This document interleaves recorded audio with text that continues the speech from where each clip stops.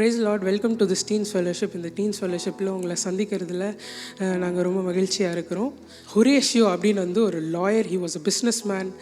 அவர் வந்து ஒரு கிறிஸ்டியனாக இருந்தார். He had every riches in this world. அவருக்கு வந்து எல்லா இடத்துலையும் ஒரு லேண்ட் இருந்துச்சு. So he was so rich. அவருக்கு வந்து கல்யாணம் ஆகி 5 பசங்க இருந்தாங்க. எல்லாமே நல்லா போயிட்டு இருந்துச்சு அன்டில் 1970 என்னாச்சுன்னா 3 விஷயம் நடந்துச்சு. முதல்ல வந்து அவரோட ஒன்லி சன் அவர் வந்து இழந்தார் ஒரு ஃபீவருக்கு. நம்பர் 2 வந்து அவரோட சிக்காகோ ஃபயர் இன்சிடென்ட் அப்படின்னு ஒரு இன்சிடெண்ட்டில் வந்து அவரோட ப்ராப்பர்ட்டிஸ், அவரோட ரியல் எஸ்டேட்ஸ் எல்லாத்தையும் இழந்து எல்லாமே அவருக்கு லாஸ் ஆகிடுச்சு. நம்பர் 3 வந்து அவரோட இன்னும் மீதி 4 பசங்களும் வந்து ஷிப்ரெக்கில் வந்து இறந்து போயிட்டாங்க. அந்த அட்வர்சிட்டிலையும் இந்த ஸ்ட்ராம்லேயும் அவர் எழுதின ஒரு சாங் தான் வந்து it is well with my soul அப்படின்னு ஒரு கிரேட்டஸ்ட் ஹிம் இந்த ஹிஸ்ட்ரி ஆஃப் கிறிஸ்டியன் ஹிம்ஸில் வந்து அவர் எழுதின சாங் தான் அது. ஒரு ஃபிசிக்கல் ஸ்ட்ராமை வந்து கடந்து போனனாலும் he went through very big mental storm. அந்த மென்டல் ஸ்ட்ராமில் வந்து அவர் வந்து he was praising God. His hope was only God. அந்த ஸ்ட்ராமில் அவர் போனார். ஸோ எல்லாரும் ஒரு ஸ்ட்ராமில் போயிருப்போம். பர்சனலி என்னோடய லைஃப்லேயும் I went through a storm. என்ன ஸ்ட்ராம்னா, few months ago I lost my mom. April 2020 வந்து ஐ லாஸ்ட் மை மாம். அப்போ வந்து இட் வாஸ் வெரி டெவாஸ்டேட்டிங். அது வந்து ரொம்ப ஒரு பெரிய இழப்பு எங்கள் ஃபேமிலிக்கே. So I was so broken. But என்னோடய லைஃப்பில் வந்து நான் பண்ண ஒரே விஷயம் என்னென்னா, I believe God was my only hope even at the time of my adversity. நீங்கள் எந்த ஸ்ட்ராமில் நீங்கள் போயிட்டுருக்கீங்கன்னு எனக்கு தெரியல. But if you believe God everything will go well with you. இந்த நேரத்துலையும் நம்ம வந்து அந்த ஹோப் தர ஒரு காடை நம்ம ஆராதிக்கலாம். Come, now is the time to worship. Come just as you are to worship.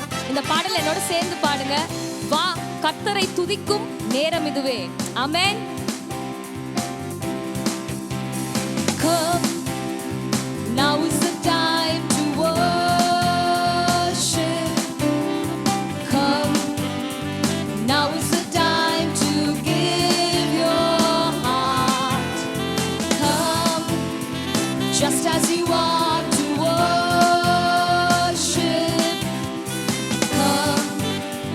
Just as you are before your Lord, come. One day every tongue will confess you are God.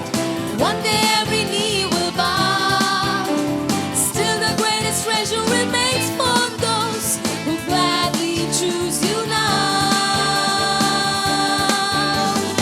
One day every tongue will confess you are God. One day every knee will bow.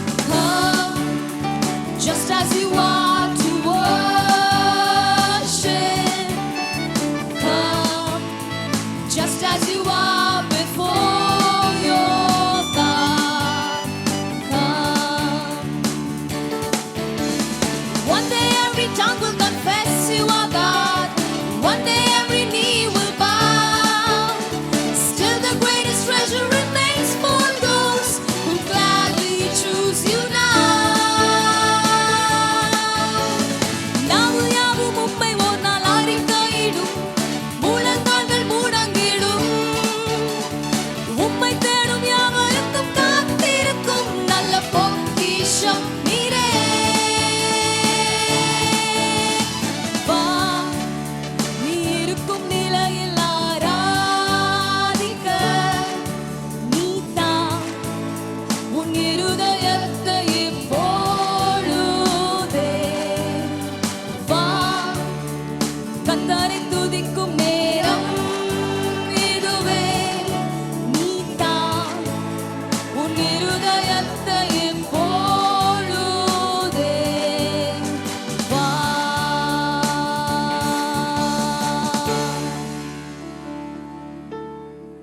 Wow, that was a wonderful song we sang. In human history, we had several civilizations, and one of those kingdoms were important kingdoms: the Egyptian kingdom, the Mesopotamian kingdom, the Chaldean kingdom. The famous kingdom, which is also the gruesome kingdom, was the Hitler kingdom, the German kingdom, and the British kingdom. But their glory is now history, where everything is common now. Man is trying their level best to rise up, but in one way or the other, they fall. Because man seeks glory for himself. Well, I would like to tell you there's one kingdom where the glory grew and grew till it blew the roofs off, and that's the kingdom of God.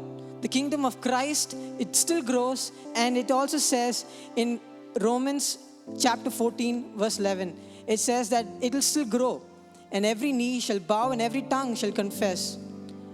God says that. Now, what does it have to do with us? Well, we need to acknowledge that God is really the overall and the supreme authority, and we need to know that we must give Him glory no matter what. We don't need to seek glory for ourselves, which is all vain. But when we give Him glory, we acknowledge Him who created everything, for everything which came out and is from Him. Let us worship God and give Him all the glory, honor, and power. ஆமென். கேட்டபடி அவர் ராஜ்யம் பூமி எங்கும் ஆளும். இயேசுவின் ராஜ்யத்திற்கு முடிவே இல்லை. சேர்ந்து பாடுவோமா? Blessing and honor, glory and power be unto the Ancient of Days. From every nation, all of creation, bow before the Ancient of Days. Blessing and honor, blessing and honor, glory and power be unto the Ancient of Days. From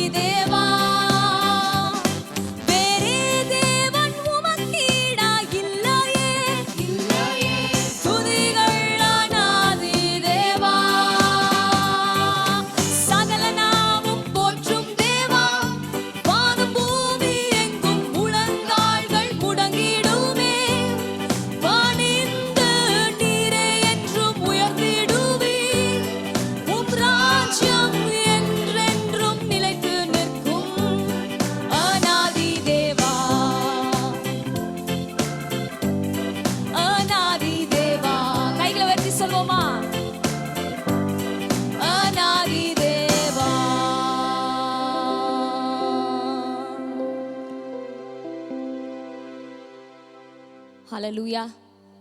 அநாதி தேவன் நம் அடைக்கலம். பாடினதுபடி அவர் ஒருவரே தேவன், அவர் ஒருவரே கர்த்தர். இந்த அடுத்த பாடலும் அதுதான் சொல்லுகிறது. நீர் ஒருவரே கர்த்தர், சாவாமை உள்ளவர் அவர் ஒருவரே, சர்வத்தையும் ஆள்பவர் அவர் ஒருவரே, வானம் படைத்தவர், பூமி படைத்தவர், நட்சத்திரங்களை பெயர் சொல்லி அழைக்கிறாராம். இந்த நாளிலும் உங்களையும் என்னையும் அவர் பெயர் சொல்லி அழைத்திருக்கிறார். இம்மட்டும் நடத்தி வந்தார். அவரை நாம் சொந்த இரட்சகராக அறிந்திருக்கிறது எவ்வளோ ஒரு பெரிய பாக்கியம்ல. அதை விட நாம் அவரை ஆராதிப்பது அவர் நமக்கு கொடுத்த பெரிய கிருபை. சேர்ந்து இந்த பாடலை பாடி ஆண்டவரை துதிப்போமா?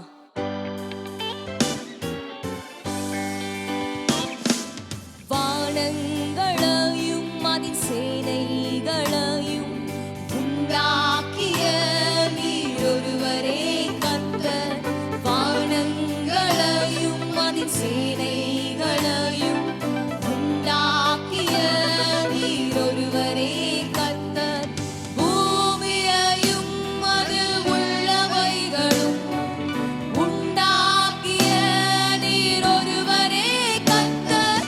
சமுத்திரமும் அதில் உள்ளவைகளும் காப்பாற்றும் நீர், நீர் ஒருவரே கர்த்தர். நீர் ஒருவரே கர்த்தர், நீர் ஒருவரே கர்த்தர், நீர் ஒருவரே கர்த்தர், நீர் ஒருவரே, நீர் ஒருவரே கர்த்தர். கைகளை உயர்த்தி சொல்றீங்களா? நீர் ஒருவரே கர்த்தர், நீர் ஒருவரே.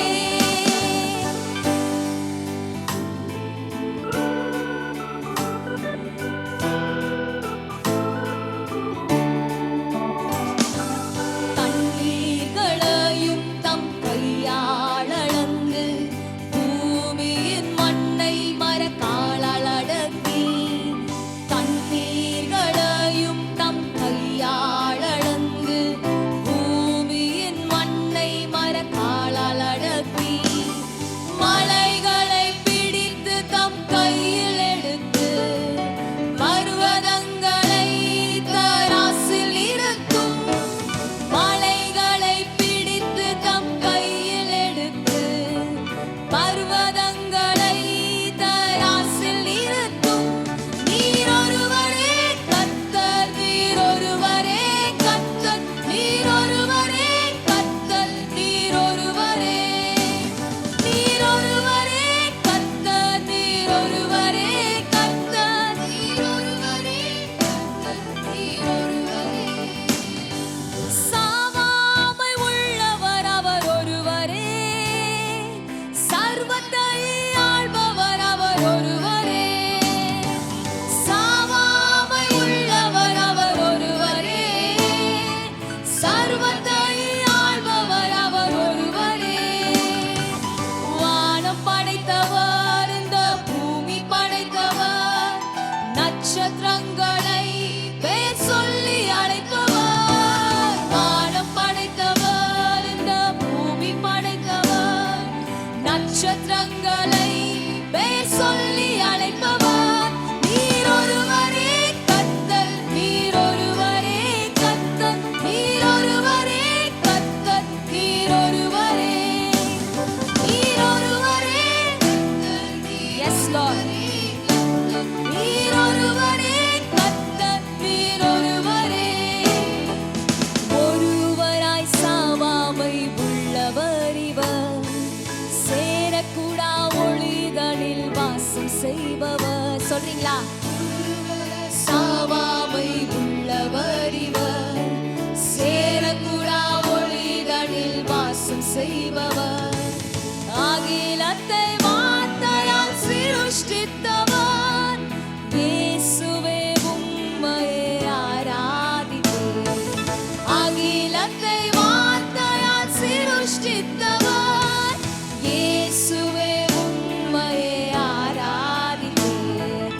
எல்லா நாமத்திலும் மேலானவர், முழங்கால்கள் முடங்கிடும் இவருக்கு முன். எல்லா நாமத்திலும்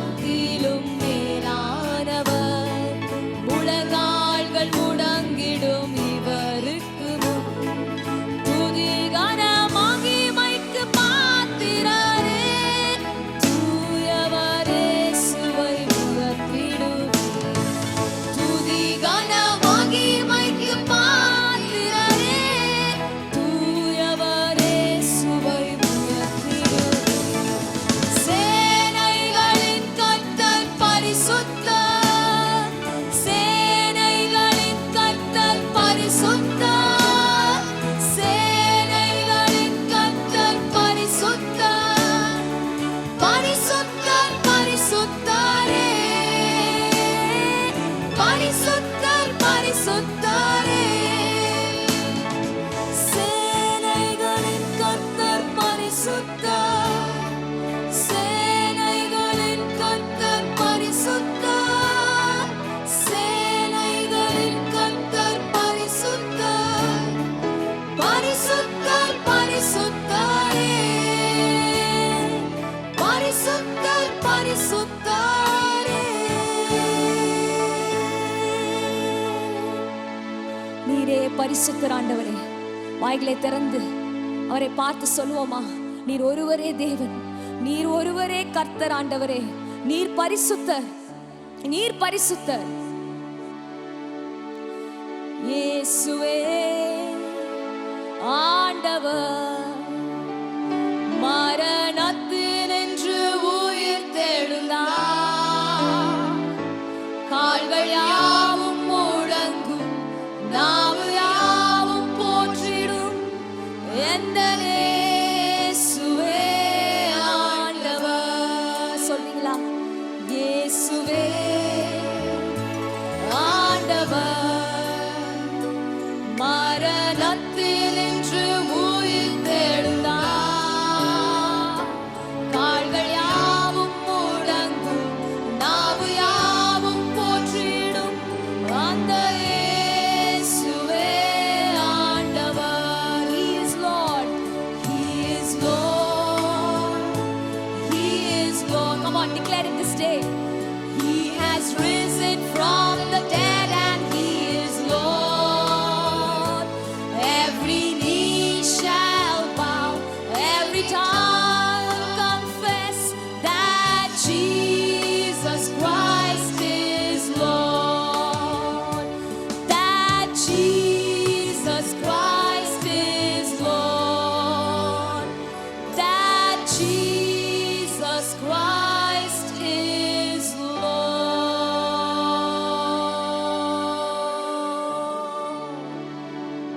பைபிளில் நம்ம நிறைய வார் பற்றி படிச்சிருக்கோம். ஒன் ஆஃப் த ஃபேவரட் வார் எனக்கு யூதா நாட்டின் ராஜா இசைக்கியாவுக்கு அகேன்ஸ்டாக அஸ்ரியா நாட்டின் ராஜா ஜனகரிப் வந்து ஒரு வார் தொடங்கியிருப்பார்.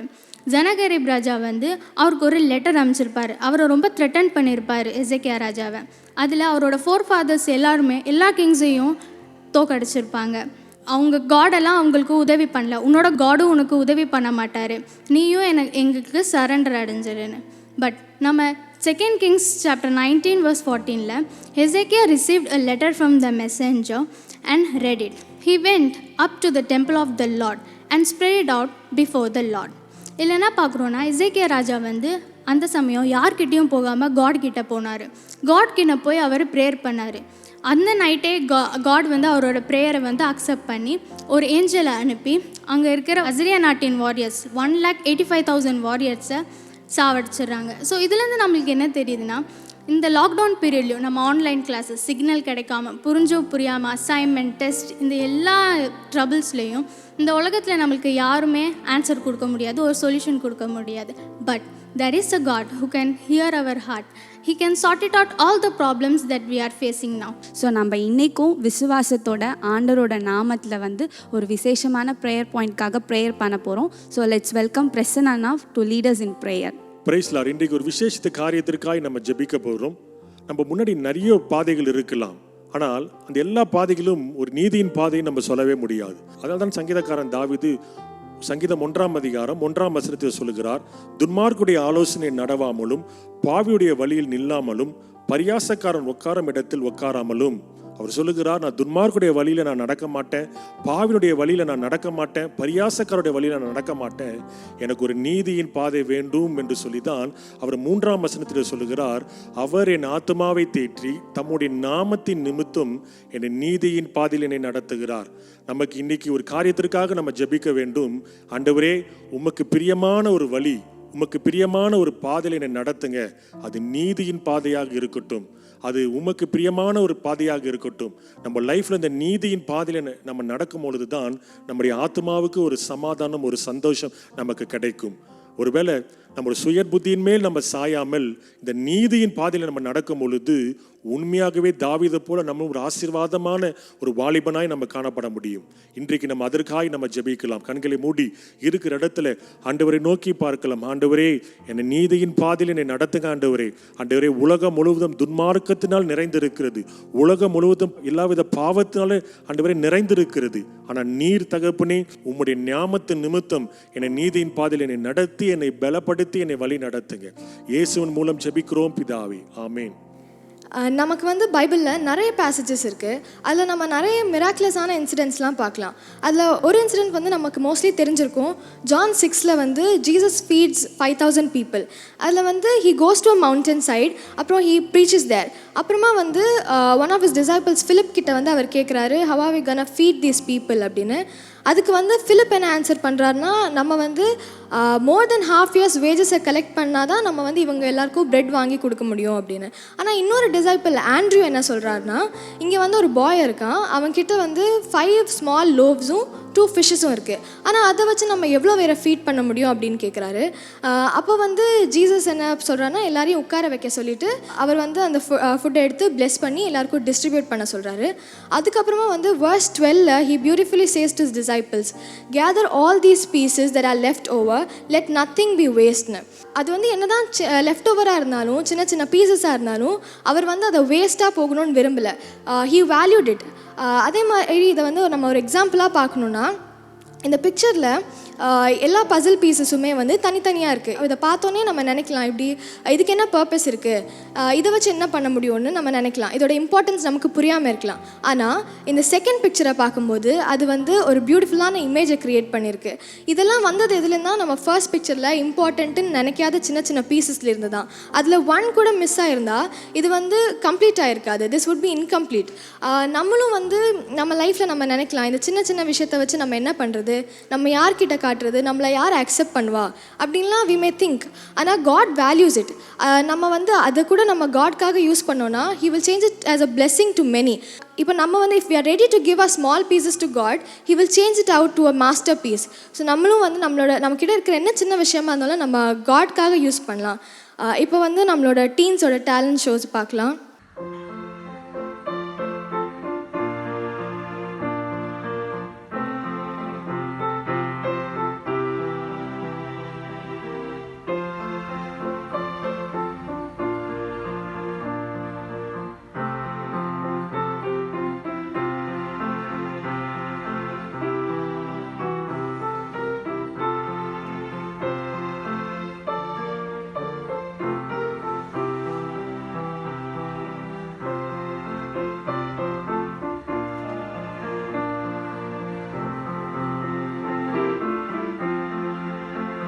Praise the Lord. இன்னைக்கு நான் மேத்யூ 21:28 32 இருக்க வசனத்துலேருந்து தி பேரபிள் ஆஃப் 2 sons அப்படின்ற பேரபிளை வந்து நான் இங்கே மோனோ ஆக்டிங் செய்ய போகிறேன். பெரிய தம்பி, பெரிய தம்பி இங்கே வாப்பா. சொல்லுங்கப்பா, என்னப்பா வேணும்? ஒன்றும் இல்லை, அந்த வயலில் வேலை இருக்குது, நீ போய் செஞ்சிடறியா? வயலில் வேலையா? அப்பா, எனக்கு வீட்லேயும் நிறைய வேலை இருக்குதுப்பா. அங்கே சின்ன தம்பி இருப்பான், அவனை போய் செய்ய சொல்லுங்கப்பா. சரி விடுப்பா, போ வேலை செய்யலாம். சின்ன தம்பி, சின்ன தம்பி இங்கே வா. சொல்லுங்கப்பா. அந்த வயலில் வேலை செய்யணும்ப்பா, நீ செஞ்சிடுறியா? வயலில் அந்த ஆள் தானே, நான் செஞ்சிடுறேன்ப்பா, நீங்கள் போய் ரெஸ்ட் எடுங்க. சரி தம்பி, நான் போய் ரெஸ்ட். அப்பாடா, வேலை முடிஞ்சுது. வெளில போய் இவன் ரெஸ்ட் எடுத்துட்டு இருக்கான். அப்போ வயலில் யாரும் வேலை பார்க்க மாட்டாங்க.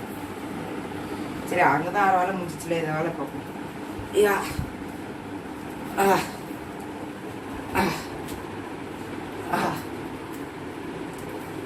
வாடா, நைஸ் ரெஸ்டிங் டைம்.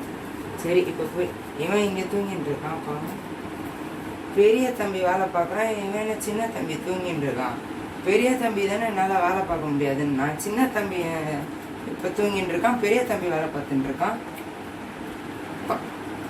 பண்ணிட்டீங்களா? இது தாங்க நம்ம ஆண்டவரும் சொன்னார். அது கழிச்சு ஒரு கேள்வியும் கேட்டார். மேத்யூ 21:31 பார்த்தா அவர் கேட்குறாரு, when of them twain did the will of his father. அதுக்கு அவங்க அங்கே இருக்கவங்க சொல்லியிருக்காங்க, they said unto him the first. அதுக்கு ஜீசஸ் சொன்னார், verily I say unto you that the publicans and the harlots go into the kingdom of God before you. அதுதாங்க நம்மளுக்கு முன்னாடி சின்னாஸ் தாங்க உள்ளே போவாங்க. இங்கே வேலை செய்கிறேன்னு சொல்லிட்டு செய்யாமல் இருக்கவன் போக மாட்டாங்க.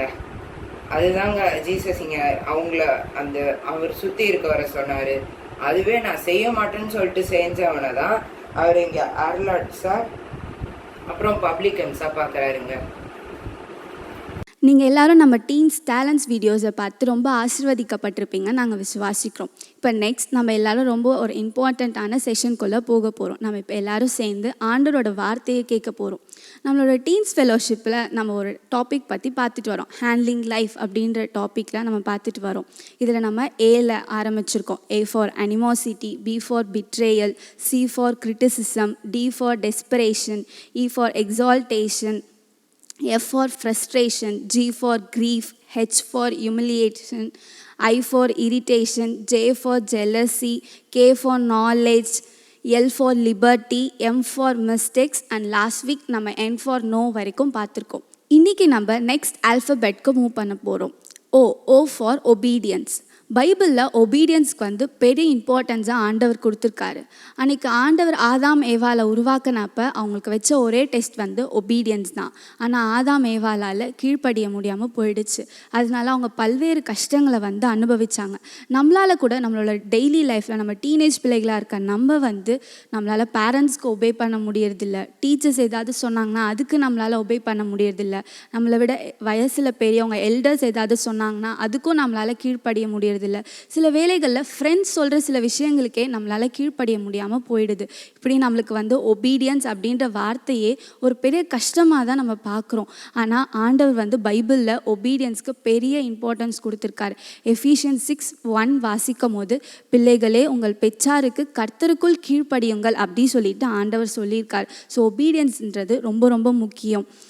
Nothing pleases God more than obedience and nothing irritates God more than disobedience. So இந்த 2 கோட் வச்சு இன்றைக்கி நம்ம ரொம்ப டீட்டெயில்டாக இதில் பார்க்க போகிறோம். So let's welcome Sujatha Elisha aunty for God's word. Praise the Lord. இந்த நாளிலேயும் நம்ம O for obedience என்ற டாப்பிக்கில் தான் கிளாஸஸை நம்ம ஹேண்டில் பண்ண போகிறோம். O for obedience. இந்த obedience என்ற வார்த்தையை கேட்கும்போதே இந்த டீனேஜ் குரூப் பிள்ளைகளுக்கு ரொம்ப கஷ்டமாக இருக்கும் இந்த வார்த்தையை கேட்கும் போதே. ஏனென்றால் ப்ராக்டிக்கலாக பார்க்கும்போது இந்த obedience is really a challenging. ஆண்டவருக்கு நம்ம கீழ்ப்படிய வேண்டியதாக இருக்குது முதலாவது. அடுத்தது பெற்றோர்களுக்கு, அடுத்தது நம்ம டீச்சர்ஸ், அது மாத்திரம் இல்லை நம்மளோட எல்டர்ஸ், இவர்களுக்கெல்லாம் நாம் கீழ்ப்படிய வேண்டியதாக இருக்கிறது. ஏன்னா கர்த்தருடைய பார்வைக்கு ஒபீடியன்ஸ், கீழ்ப்படிதல் மிகவும் விசேஷித்த ஒரு கேரக்டராக இருக்கிறது.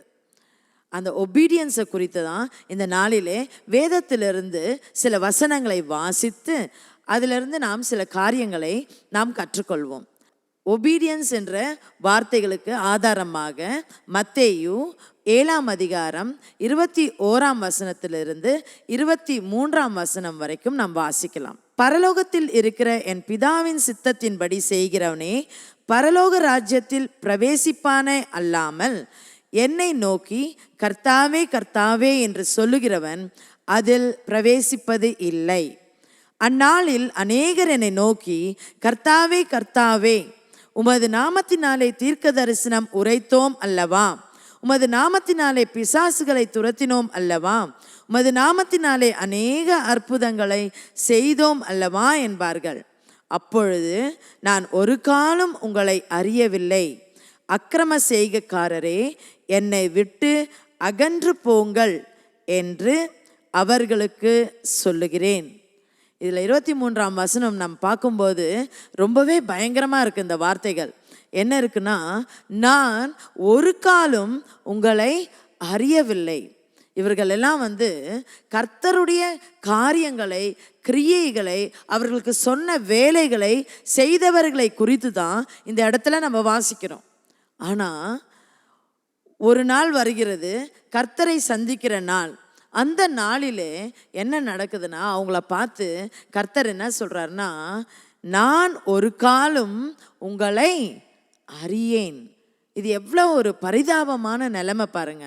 நம்ம எல்லாவற்றையும் செய்து நமக்கு ஒரு ஃபைனல் ரெக்கக்னிஷன் கிடைக்க வேண்டிய நாளிலே நமக்கு ஒரு ரெக்கக்னிஷன் கிடைக்கலன்னா அது எவ்வளவு ஒரு பரிதாபம், அது எவ்வளவு ஒரு தோல்வி அடைகிற நிலைமை பாருங்க.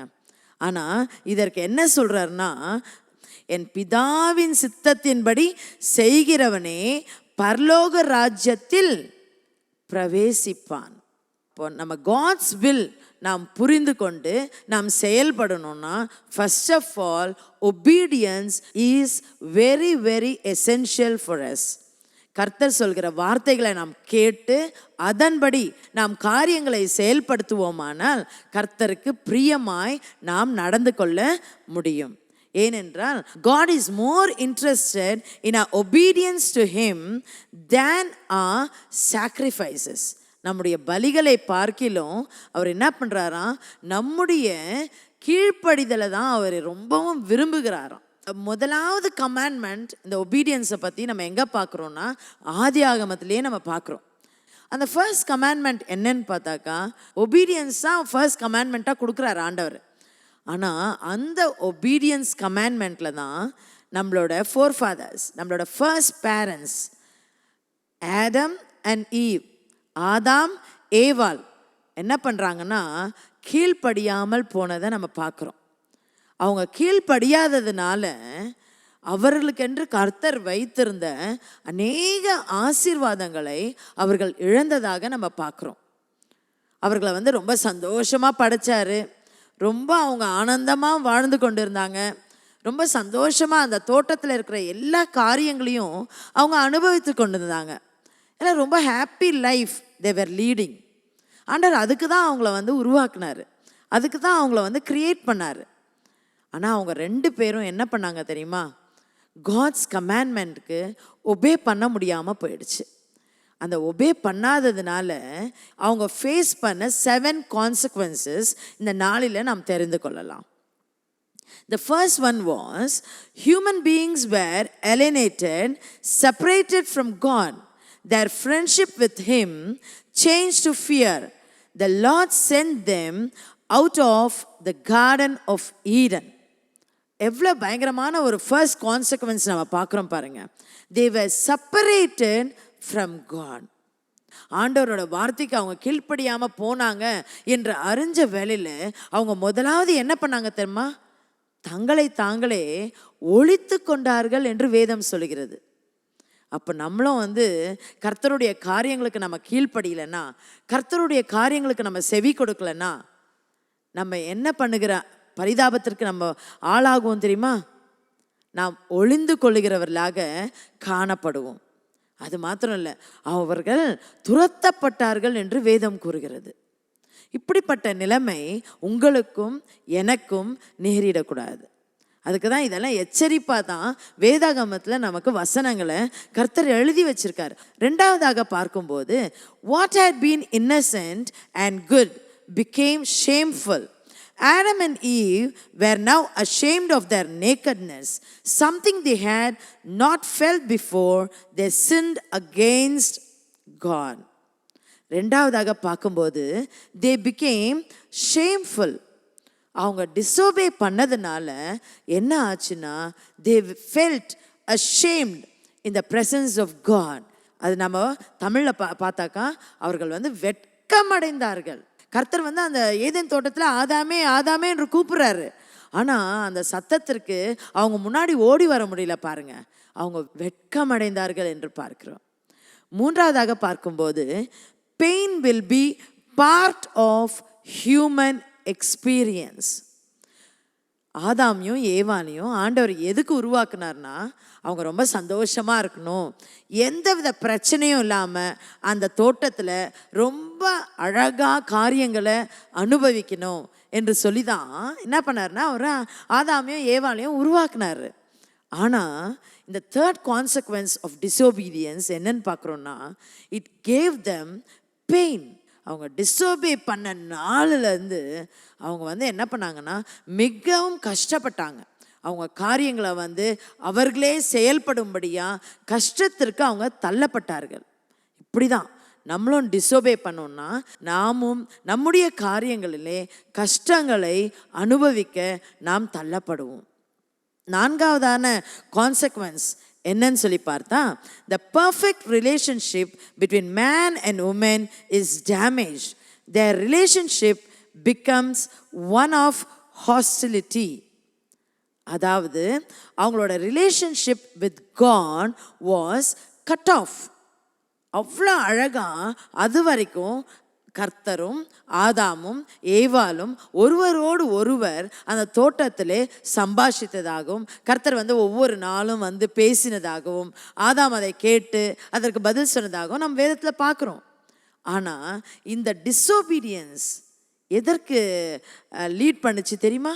இந்த டிசோபீடியன்ஸ் ஆண்டவரோடு இருந்த ரிலேஷன்ஷிப் கட் ஆகிறதுக்காக அது முடிவில் கொண்டு வந்துச்சு.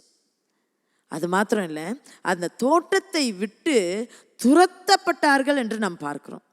The fifth consequence is people have to toil and struggle to meet their needs. Adam and eve சந்தோஷமாக அந்த கனிகளை புசிக்கும்படியா எல்லாம் அவர்களுக்கு ப்ரிப்பேர்டாக ஆண்டவர் வச்சுருந்தார் பாருங்க. அவங்க எதுவுமே கஷ்டப்படாமல் அதை பறித்து ஈஸியாக அதை உண்ணக்கூடிய அளவுக்கு ஆண்டவர் அவங்களுக்கு வச்சுருந்தார். வருத்தத்தோடே அதன் பலனை புசிப்பாய் என்று வேதத்தில் நம்ம வாசிக்கிறோம். அந்த பலனை அவங்க என்ன பண்ணாங்களாம், வருத்தத்தோடே புசிக்க வேண்டியதாக ஆயிடுச்சு. And the sixth consequence is the earth itself is under a curse. பூமி உன் நிமித்தம் சபிக்கப்பட்டிருக்கும் என்று நாம் வாசிக்கிறோம். அந்த ஒரு மனிதனின் கீழ்ப்படியாமை என்கிற குணம் என்ன பண்ணுச்சு தெரியுமா? இந்த பூமிக்கே சாபமாக மாறினது. அதனால் நாம் ஜாக்கிரதையாக இருக்க வேண்டும், எச்சரிக்கை உள்ளவர்களாக இருக்க வேண்டும். கர்த்தர் நமக்கு சொல்கிற காரியங்களிலே நாம் கீழ்ப்படுகிறவர்களாக நாம் இருக்க வேண்டும். நம்ம கீழ்ப்படியலைன்னா என்ன நடக்கும் தெரியுமா? அநேகர் நம்ம மூலமாக சபிக்கப்படுகிறவர்களாக மாறுவார்கள். அதற்கு நீங்கள் காரணமாக இருந்து விடக்கூடாது. ஏழாவதான லாஸ்ட் கான்சிக்வன்ஸ் பார்க்கும்போது, death sentence is passed upon all the people. அந்த ஒரு ஃபேமிலி டிசோபே பண்ணதுனால என்ன ஆச்சு தெரியுமா? அவங்க மரணத்தை சந்தித்தார்கள். அது வரைக்கும் மரணம்னு ஒன்று ஆண்டவர் அவர் மனதிலேயே வைக்கவில்லை. ஆனால் இவங்களோட டிசோபீடியன்ஸ் தான் அந்த மரணம்னு ஒன்று சந்திக்க வேண்டியதாக ஆச்சு பாருங்க. நீ மண்ணாய் இருக்கிறாய், மண்ணுக்கே திரும்புவாய் என்றார். எவ்வளோ ஒரு பரிதாபம் பாருங்க. அப்போது டிசோபீடியன்ஸ்னால இத்தனை கான்சிக்வன்சஸ் இருக்குது. இது நமக்கு கிளியராக தெரிஞ்சால் தான் நாம் கொஞ்சம் ஜாக்கிரதை உள்ளவர்களாக இருப்போம். அதனால் இந்த நாளில் நீங்கள் தெளிவாய் தெரிந்து கொண்டீர்கள் என்று நான் நம்புகிறேன். இனிமேல் வருகிற காலங்களிலே நாம் டிசோபீடியன்ஸ் உள்ள பிள்ளைகளாய் இல்லாமல் கர்த்தர் சொல்கிற காரியங்களுக்கு, மனிதர்கள் சொல்கிற காரியங்களுக்கு நாம் என்ன செய்ய வேண்டும் என்றால், ஒபே பண்ண வேண்டிய விஷயங்களிலே நாம் ஒபே பண்ணி நமக்கென்று கர்த்தர் வைத்திருக்கிற ஆசீர்வாதங்களை நாம் சுதந்திரித்து கொள்வோம். பைபிளில் அப்போஸ்தலனாகிய பேதுரு என்ன சொல்கிறார் தெரியுமா? நம்மளை ஒபீடியன்ட் சில்ட்ரன் என்று அவர் சொல்கிறார். அது எங்கே பார்க்குறோன்னா, 1 Peter 1st chapter 14 and verse 15 நம்ம அதில் பார்க்குறோம். As obedient children, not fashioning yourselves according to the former lusts in your ignorance, but as he which hath called you is holy, so be ye holy in all manner of conversation. 1 பேதுரு 1ஆம் அதிகாரம் 14-15 வசனங்களை வாசிப்போம். நீங்கள் முன்னே உங்கள் அறியாமையினாலே கொண்டிருந்த இச்சைகளின்படி இனி நடவாமல் கீழ்ப்படுகிற பிள்ளைகளாய் இருந்து உங்களை அழைத்தவர் பரிசுத்தராய் இருக்கிறது போல நீங்களும் உங்கள் நடக்கைகள் எல்லாவற்றிலும் பரிசுத்தராய் இருங்கள். பேதுரு இந்த இடத்துல ரொம்ப அழகாக சொல்கிறாரு, நீங்கள் கீழ்ப்படிதல் உள்ள பிள்ளைகளாக இருக்கணும்னா, ஒபீடியன்ட் சில்ட்ரனாக இருக்கணும்னு சொன்னால் என்ன பண்ணணும்னா, நாம் கொண்டிருந்த இச்சைகளின் படி இனி நடவாமல். ஒரு காலத்தில் நம்மளோட சிந்தைகள், நம்மளுடைய மாம்ச பிரகாரமான காரியங்களுக்கு நாம் கீழ்ப்பட்டிருந்தோம்.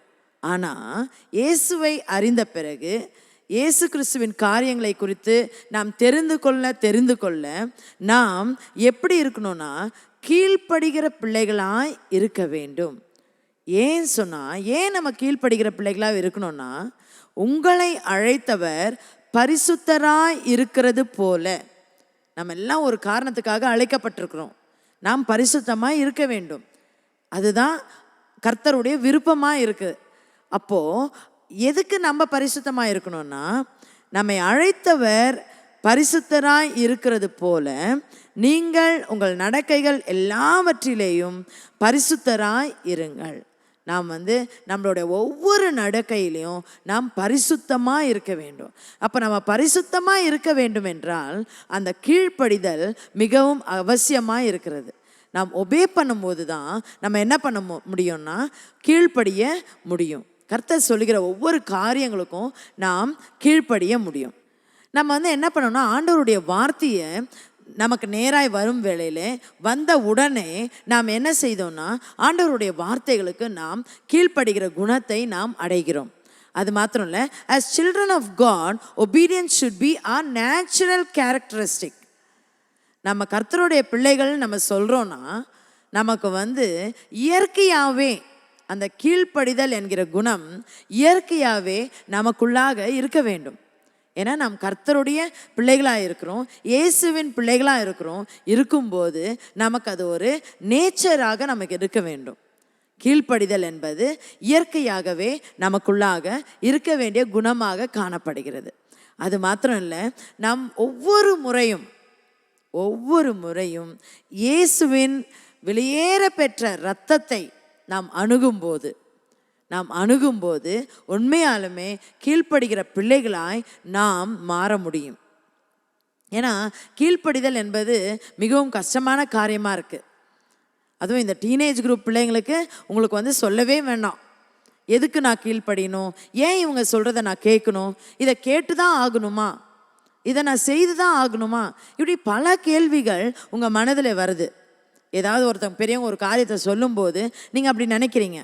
ஆனால் ஆண்டவர் என்ன சொல்கிறாருன்னா, இயேசுவானவர் என்ன சொல்கிறாருன்னா, நம்ம அவரோட ரத்தத்தை ஒவ்வொரு நேரமும் நாம் அணுகும்போது, whenever we contact his precious blood, God gives us grace to obey to the words of God, and not only God, to the persons and people around you who are giving everyday instructions for you people for your blessings. அது மாத்திரம் இல்லை, நம்ம எப்போ கீழ்ப்படிய முடியும் தெரியுங்களா?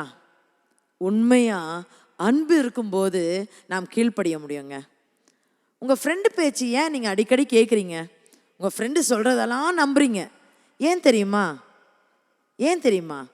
அந்த friend சொல்லும் போதெல்லாம் அந்த ஃப்ரெண்டை நீங்கள் அதிகமாக நேசிக்கிறீங்க பாருங்கள், நீங்கள் அதிகமாக அன்பு செலுத்துறீங்க. அதனால் உங்கள் ஃப்ரெண்டு சொல்கிறதுக்கு எல்லாம் நீங்கள் ஒபே பண்ண விரும்புகிறீங்க.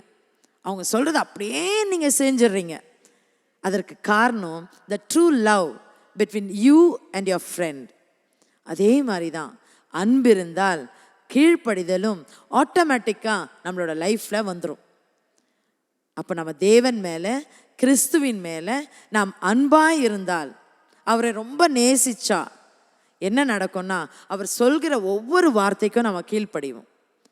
அவருக்கு மாத்திரம் இல்லைங்க, உங்களோட பெற்றோர்களுக்கு கூட, உங்களோட அக்கா, அண்ணா, உங்கள் வீட்டில் இருக்கிற பெரியவர்கள், உங்களோட டீச்சர்ஸ், அவங்களெல்லாம் நீங்கள் நேசிச்சிங்கன்னா, அவங்களெல்லாம் உண்மையாக நீங்கள் அன்பு கூர்ந்தீங்கன்னா என்ன பண்ணுவீங்க தெரியுமா? அவங்க சொல்கிற வார்த்தைகளுக்கு உங்களால் நிச்சயமாக கீழ்ப்படிய முடியும். அது மாத்திரம் இல்லை, above all these things God is not interested in how many people hear the word. ஆண்டவர் எத்தனை பேர் வார்த்தைகளை கேட்குறாங்க என்றதில் அவர் கவனம் செலுத்துறதில்ல. நிறைய பேர் பேசுகிறத நம்ம கேட்டுக்கொண்டு இருக்கிறோம். அது கேட்குறத பற்றி அவர் கவனம் செலுத்துறதில்லப்பா. ஆனால் எதில் கவனம் செலுத்துறாரு தெரியுமா? எந்த அளவுக்கு அந்த கேட்டதுக்கு நம்ம ஒபே பண்ணுறோம். So obedience is very very essential. Obedience is the greater character in the eyes of the Lord. அந்த கீழ்ப்படிதலுக்கு இந்த நாளிலே உங்களை தயவு செய்து சரண்டர் பண்ணுங்க. அது ஒருவேளை சேலஞ்சிங்காக இருக்கலாம், இந்த ஏஜ் குரூப்க்கு அது சேலஞ்சிங்காக இருக்கலாம். ஆனால் when you seek the favor of God, when you seek the mercy of Jesus Christ, கண்டிப்பா he will strengthen you all to obey, to develop the character of obedience. ஒரு 3 கேள்விகள் கேட்டுட்டு இந்த ஒபீடியன்ஸ் இன்ட்ரடக்ஷன் கிளாஸை நான் என் பண்ணலான்னு நினைக்கிறேன். ஒரு 3 questions. Will you take obedience seriously? Will you cultivate a habit of obedience in your life? That is what pleases God. And ask the Lord to fill your heart with His love so we can obey Him wholeheartedly. இந்த வேளையில் நம்ம எல்லாரும் இவ்வளோ நேரம் obedience பற்றி நம்ம கேட்டோம். அது மாத்திரம் இல்லை, டிஸோபீடியன்ஸ்னால வருகிற 7 கான்சிக்வன்சஸை நாம் தெரிந்து கொண்டோம். அப்போ இந்த நாளில் நம் கர்த்தரிடத்தில் நம்மை ஒப்புவித்து, அப்பா என்னை நீங்கள் பலப்படுத்துங்க ஆண்டவரே, உமக்கும் என்னுடைய பெற்றோர்களுக்கும் என்னை விட பெரியவர்களுக்கும் அது மாத்திரம் இல்லை, என் மேலே நல்ல எண்ணம் கொண்டு என்னை நடத்துகிறவர்களுக்கும், விசேஷமாக என்னுடைய ஆவிக்குரிய பெற்றோர்களுக்கும் நான் கீழ்ப்படிய எனக்கு கிருபை தாங்கன்னு சொல்லி நம்ம இந்த நேரத்தில் ஆண்டவரோடு இணைந்து ஜெபிப்போமா? இயேசுவே உம்மை ஸ்தோத்திரிக்கிறோம் அப்பா. இந்த நாளிலே கர்த்தாவே கீழ்ப்படிதலை குறித்து கர்த்தாவே இந்த பிள்ளைகள் கேட்ட ஒவ்வொரு வார்த்தைகளுக்காக நாங்கள் நன்றி செலுத்துகிறோம். நீர் இந்த பிள்ளைகளோடு இடைப்பட்டு இருக்கிறீரப்பா. இயேசுவே உம்மை ஸ்தோத்திரிக்கிறோம். விசேஷமாய் இந்த டீனேஜ் குரூப் பிள்ளைகளை உம்முடைய கரத்தை ஒப்படைக்கிறேன் அப்பா. இந்த நாளிலே கர்த்தாவே எசப்பா இதை கேட்டு நான் கீழ்ப்படிய வேண்டும் அப்பா, உமக்கு கீழ்ப்படிய வேண்டும், என்னுடைய பெற்றோர்களுக்கு கீழ்ப்படிய வேண்டும் என்று தீர்மானித்திருக்கிற பிள்ளைகளை உம்முடைய கரத்தை ஒப்படைக்கிறேன். டீனேஜ் குரூப் மாத்திரமல்லப்பா, இந்த வார்த்தைகளை கேட்டுக்கொண்டு இருக்கிற ஒவ்வொரு நபரையும் உம்முடைய பலிப்பீடத்திலே நான் படைக்கிறேன் ராஜாவே. எந்தெந்த காரியங்களிலே அவர்கள் கீழ்ப்படிய வேண்டும் என்று நீர் அவர்களை உணர்த்தி கொண்டிருக்கிறீரோ அந்த காரியங்களிலே இவர்கள் கீழ்ப்படிய உம்முடைய தேவ பலத்தினால் உம்முடைய அபிஷேகத்தினால் தயவாய் நிறைத்தபடியால் உம்மை ஸ்தோத்திரிக்கிறோம் அப்பா. நீர் இல்லாமல் நாங்கள் ஒன்றும் செய்ய முடியாது ராஜாவே. தயவாய் இவர்கள் ஒவ்வொருவரையும் நீர் நிரப்புங்க. இவர்களுடைய இருதயத்திற்குள்ளே நீங்கள் பிரவேசிங்க அப்பா. இவர்களை பலப்படுத்துங்க. இவர்களுடைய ஆவி ஆத்துமா சரீரத்தை பலப்படுத்துங்க ராஜாவே. அப்பா உம்மை ஸ்தோத்திரிக்கிறேன் ராஜாவே. இனி வரும் நாட்களிலே உம்முடைய வார்த்தைகளுக்கு அவர்கள் கீழ்ப்படிய கிருபை தாங்க. அது மாத்திரமல்ல, அவர்களுக்கு நேராய் கர்த்தாவே வருகிற ஒவ்வொரு வார்த்தைகளுக்கும் அப்பா கீழ்ப்படிய பிள்ளைகளை பலப்படுத்துங்க, கேட்கிறவர்களை பலப்படுத்துங்க. அப்படிப்பட்ட கிருபையை எங்கள் ஒவ்வொருவருக்கும் தயவாய் தாங்கப்பா. நீங்கள் கர்த்தாவே உம்முடைய பிதாவின் வார்த்தைகளுக்கு கீழ்ப்படிந்து நடந்தீர். அதே குணம் எங்களிலேயும் அப்பா உருவாக கிருபை தாங்க. உம்மை போல நாங்கள் மாற எங்கள் ஒவ்வொருவருக்கும் உதவி செய்யுங்க. இயேசுவின் நாமத்தில் ஜெபம் கேளும் நல்ல பிதாவே. ஆமேன், ஆமேன். இந்த நிகழ்ச்சி உங்களுக்கு ஆசீர்வாதமாய் அமைந்தது என்று நாங்கள் விசுவாசிக்கிறோம். மேலும் எங்கள் ஆராதனைகள் மற்றும் நிகழ்ச்சிகளை நீங்கள் காண விரும்பினால் ஏசிஏ ஆவடி எனும் யூடியூப் சேனலை சப்ஸ்கிரைப் செய்யும்படி கேட்டுக்கொள்கிறோம். மற்றும் இந்நிகழ்ச்சியின் மூலம் நீங்கள் பெற்றுக்கொண்ட ஆசீர்வாதங்களை எங்களோடு பகிர்ந்து கொள்ளுங்கள். உங்களுடைய தெளிவான முகவரி மற்றும் தொலைபேசி எண்ணோடு சேர்த்து நீங்கள் எழுதி அனுப்ப வேண்டிய இமெயில் அட்ரஸ் acaavadi@gmail.com மற்றும் உங்கள் ஜெப விண்ணப்பங்களை எங்களோடு பகிர்ந்து கொள்ள நீங்கள் அழைக்க வேண்டிய தொலைபேசி எண் 938-023-7774 மற்றும் 938-221-7774. கர்த்தர் தாமே உங்களை ஆசீர்வதிப்பாராக.